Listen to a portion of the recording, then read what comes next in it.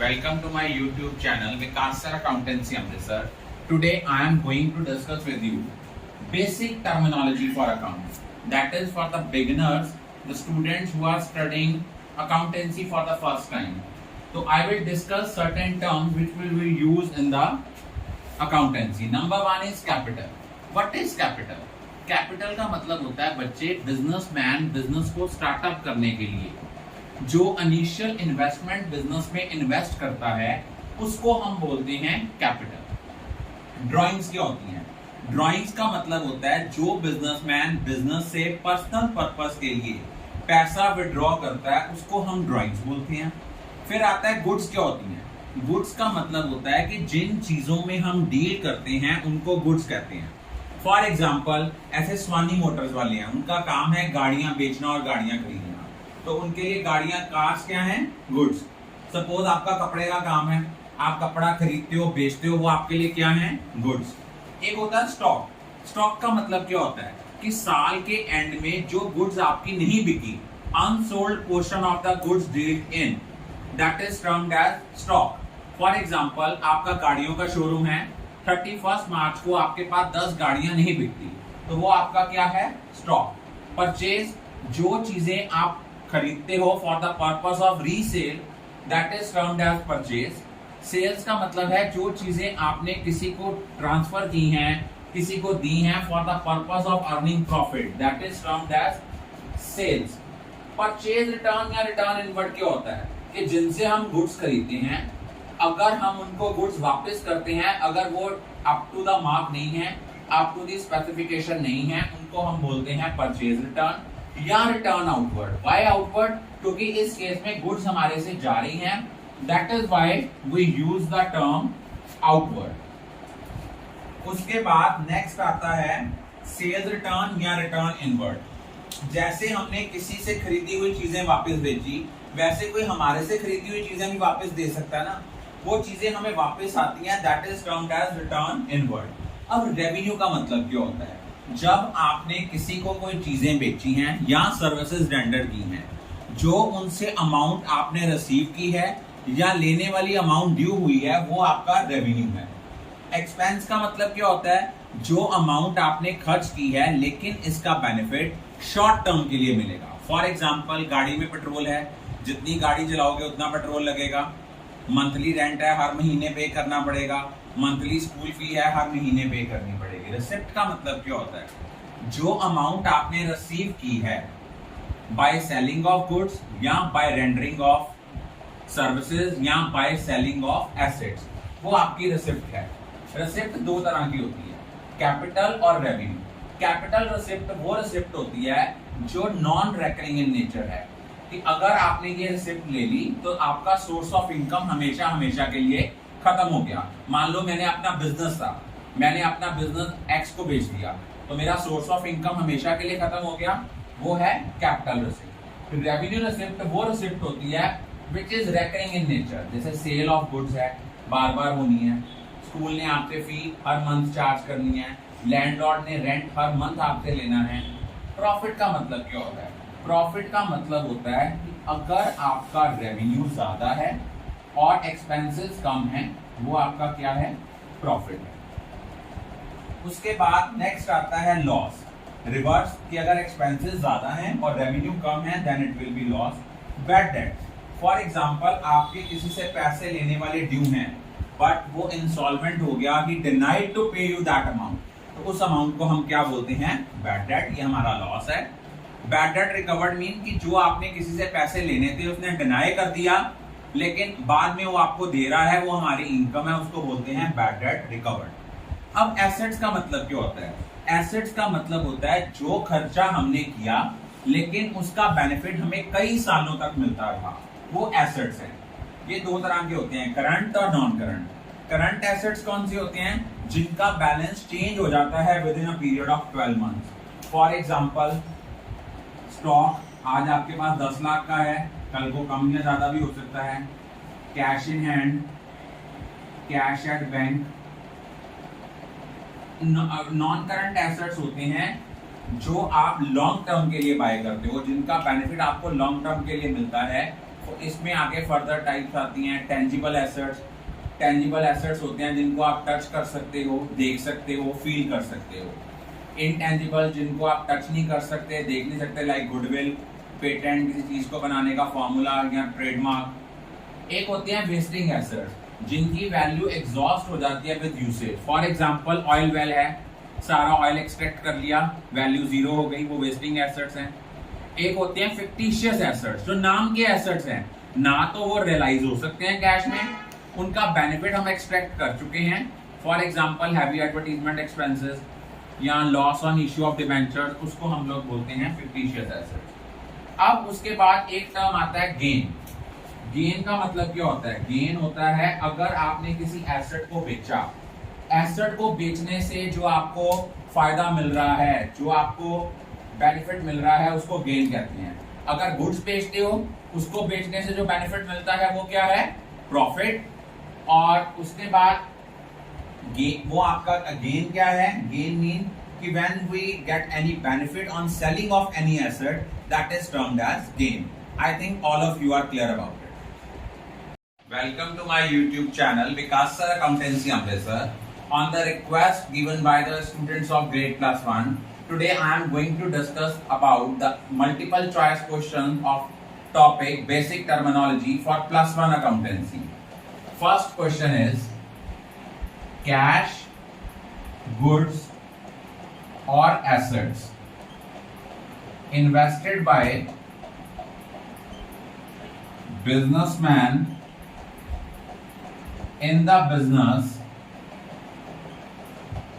for earning profit is called। कि जो cash, goods या एसेट बिजनेसमैन बिजनेस में इन्वेस्ट करता है उसको क्या कहते हैं? Options are assets, second is capital, third option is fixed assets and last option is none of these.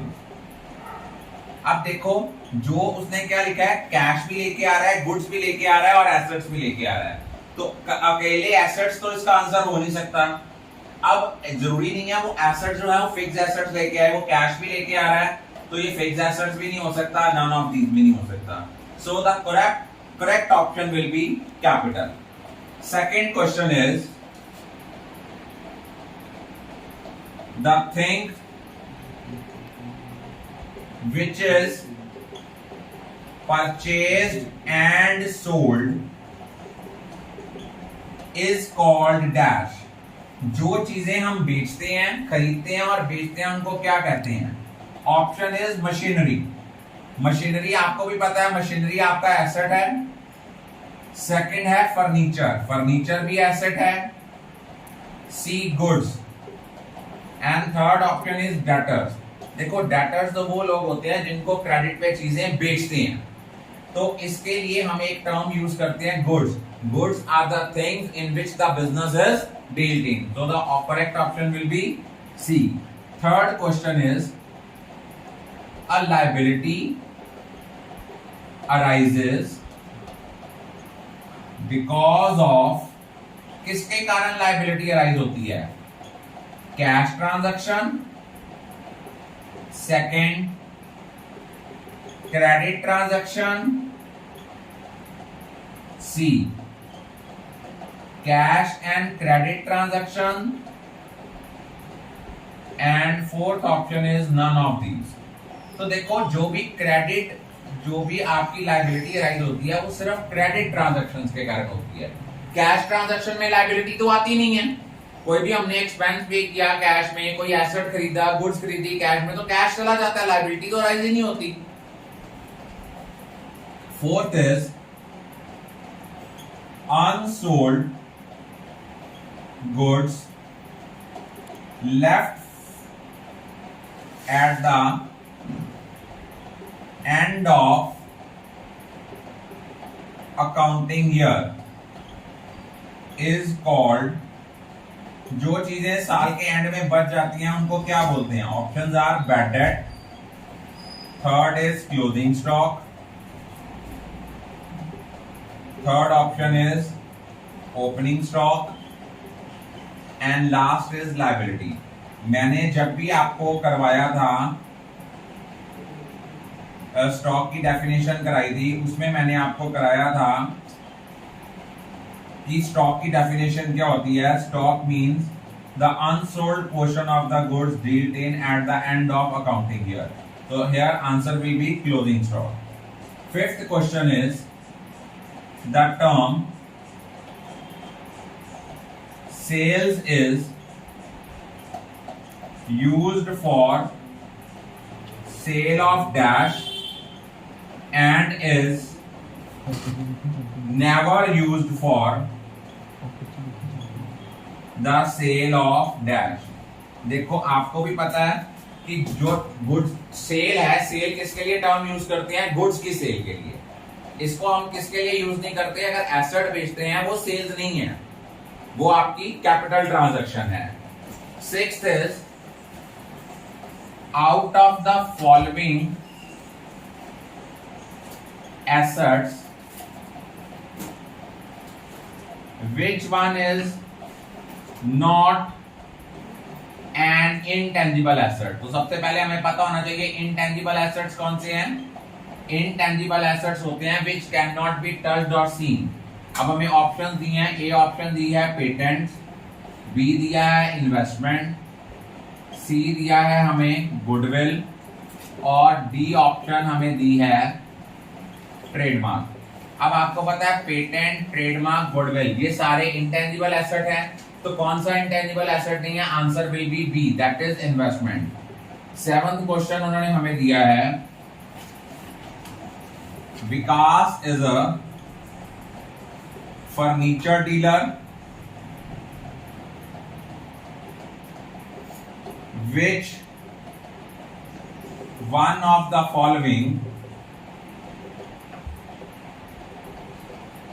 will not be recorded। इनमें से बताओ कि कौन सी ट्रांजैक्शन है जो उसकी बुक्स में रिकॉर्ड नहीं होगी। नंबर ए ट्रांजैक्शन दी है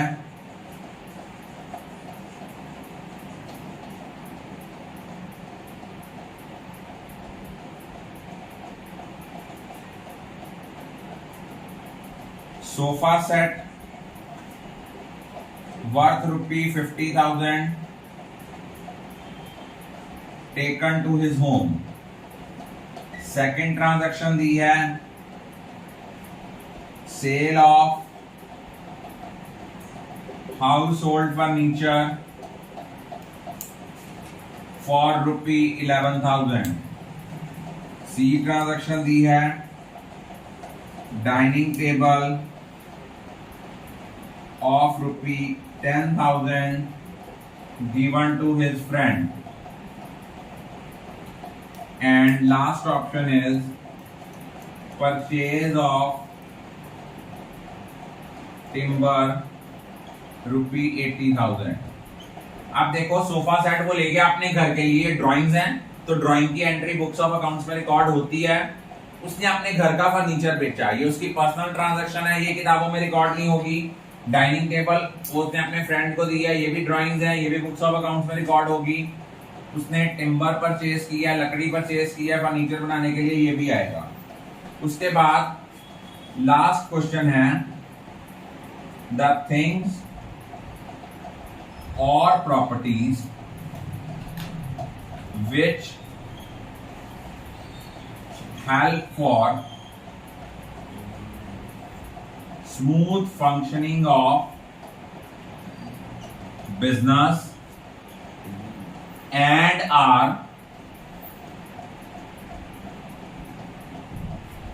owned by the business are called dash of business। कहता है जो चीजें और प्रॉपर्टीज हमें बिजनेस की स्मूथ फंक्शनिंग में हेल्प करती हैं और वो बिजनेस की अपनी हैं, उनको क्या बोलते हैं, simple answer is assets. So I think all of you are clear about it. Thank you.